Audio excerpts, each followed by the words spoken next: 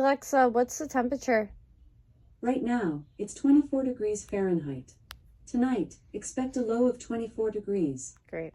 Hey, what's up guys? Hey everyone. Hey Barbies and Kens. Welcome back to the channel, our channel, and if you're new here, my name is Gab. And if you weren't aware, July is Disability Awareness Month, and looking at me, you wouldn't think I have a disability, but I in fact do. So it's something I kind of wanted to tell my story, and kind of a story that I didn't really mention to you guys that was back from in the beginning of this year in February. I saved a lot of the clips from it, but I'd love to give backstory before you see exactly what's going on. So whenever it gets really, really cold out, my fibromyalgia, which is my main illness, I would say, tied in with my interstitial cystitis, which is a bladder condition, super painful. Love it, gotta love it. I also have alopecia from having the interstitial cystitis, which alopecia, if you're not aware, is a hair loss disorder. It gives you patches, spares hair, really sucks. So back in, I want to say like February-ish, I felt like I maybe was getting like a little bit of a flare and I wasn't feeling too good from the weather. Normally these flares of my illness range from feeling like a flu-like symptom to having so much like muscle or body pain. I really can't do much but lay in my bed. And if I do keep pushing myself, I'll get to the point where I can't walk, have to go to the hospital and get some interjections. And I think that's funder. I've been trying to post this video all day and like film this part. But there's either people cutting their lawn or thunder happening. So of course, how my life goes, the Philadelphia Tattoo Convention fell at the same time as me being sick with my fibromyalgia, and we booked a hotel. I booked a tattoo for myself. It was one of those things where it's like, I don't want to not go and I want to try to just get myself there. But the day before we left, I was working security back when I still worked there. In the beginning of this year, and I felt really sick. Like, I mean, I was going to the bathroom every 5 seconds, nothing was staying down, and I think at one point when I went to the bathroom there was blood. That is not normal for me by any means. With like my and I also have IBSD, I never get blood. I never get anything like that. And my work wasn't letting me leave. They were being really like stickler about it. Like, oh, we need somebody to come in before you go. And I'm like, well, I'm bleeding and that's internally and I need to go to the hospital. Luckily, my friends are amazing and they came with me. So that's kind of what I have from when we were there. And to be honest, that film, I was like, I don't know what I want to do with this in the future, but I saved it. And now I feel like I am ready to show it to you guys, kind of like on a day-to-day what I go through and how something really fun and exciting in my life can turn into this. You know, I've had somebody in my life say to me, you know, have you thought about not going on vacations or doing stuff, you know, that can make you flare? But it's like, I could go to my job, I could do some laundry and I'll flare. I can't control when my body flares. But they basically told me that, well, since you're sick, maybe you shouldn't be going and doing these things. Maybe you should just sit back and let my life go past me, I guess is what they were saying. And I just will like never let this take a hold of me, because once that happens, I just feel like you're kind of just downhill from there. You always have to go with like a good perspective.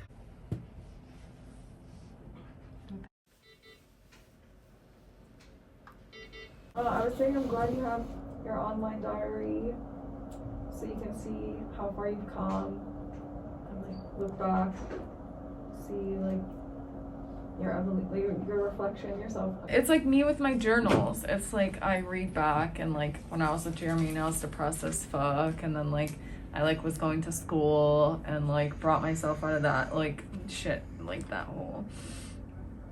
And then just like a lot of it's like mental health.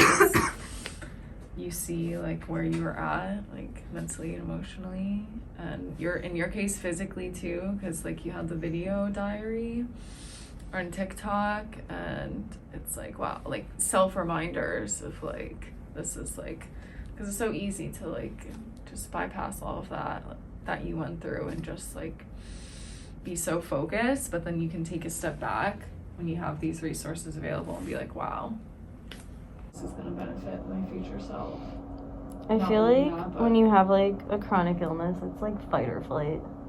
Like some days are just very like, okay, I'm gonna like fight through this so hard.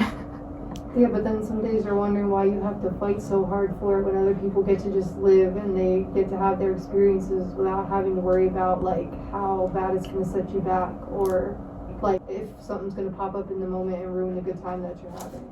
Obviously, I have like something wrong with my brain, so like I don't remember things properly. I was just like born that way, and I don't know what it feels like to like be able to like regularly remember shit.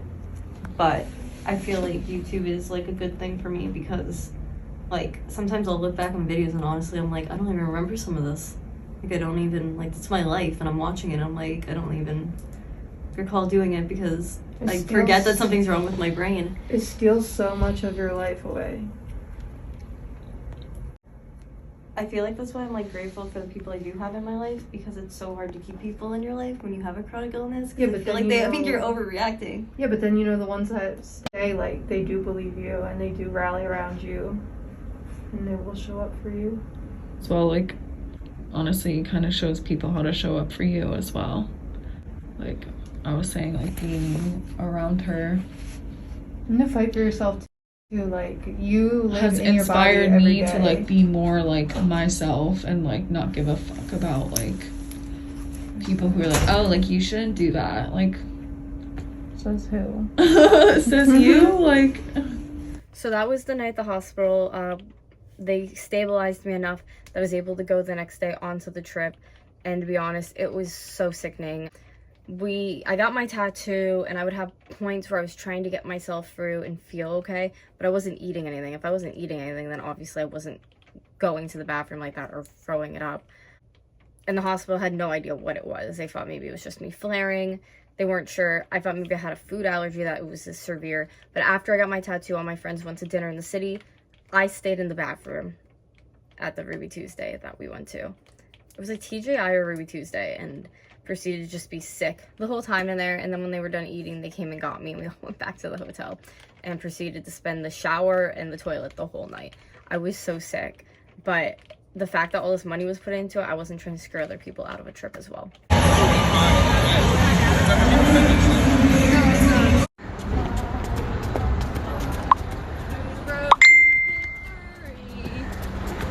Sunday is when we came back, where you'll see some of these clips. I ended up going to the hospital when I came back, and then Monday again, as you can see, just because I still wasn't feeling better.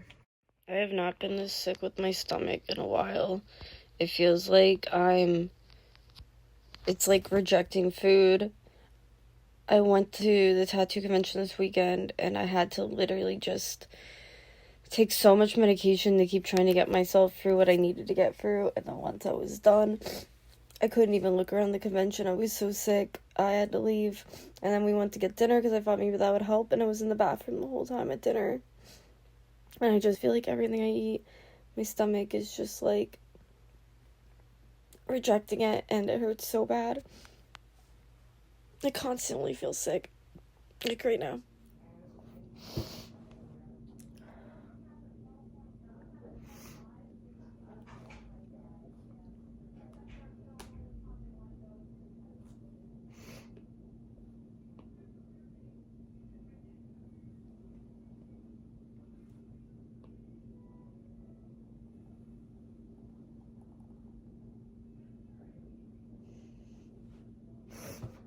Hopefully this is enough light to film what I want to film, but I don't feel comfortable putting my room light on because it's going to be really bright and it's going to hurt my eyes, and I still have to brush through my hair before I even go in the tub or shower because I feel like I'm going to make it worse. But definitely with like this sickness or whatever's happening going through my body, I definitely feel like my hair is thinning out really bad. I think sometime in the summer I am going to be starting a GoFundMe so I can get my wig before it gets really bad with my hair, because this is just, I'm so sick of it and I feel like I shouldn't have to live my life like this. But basically, since last Thursday, and today's Thursday, I've been violently ill. I went to the hospital twice, which I put in the beginning of this, and I'm just not getting better. I haven't went to my specialist. I don't know what's happening, but the stomach pain is unbearable. I haven't been able to keep any food down for like a week now. And like I said, I went to the hospital twice. They haven't done much, to be honest. Then stabilized me and gave me an IV and sent me home. And like I said, the body pain is unbearable. Like, the bowel pain, the back pain is unbearable. I'm just over it and sick.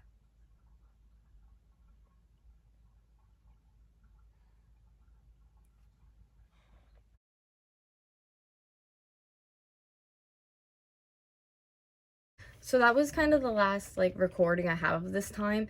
I have seen doctors since then. It was not a food allergy. They think maybe something in my body could have been bleeding, like one of my bowels maybe, like just because I do have a lot of issues like that. And they said it couldn't have been viral or anything like sickness because I stayed in a hotel with a bunch of people. Like, they also would have gotten sick. So it kind of sucks when your life is that unpredictable that you don't know which direction it's going in. It's a little chaotic. Wow, it was so bright out and now it's dark.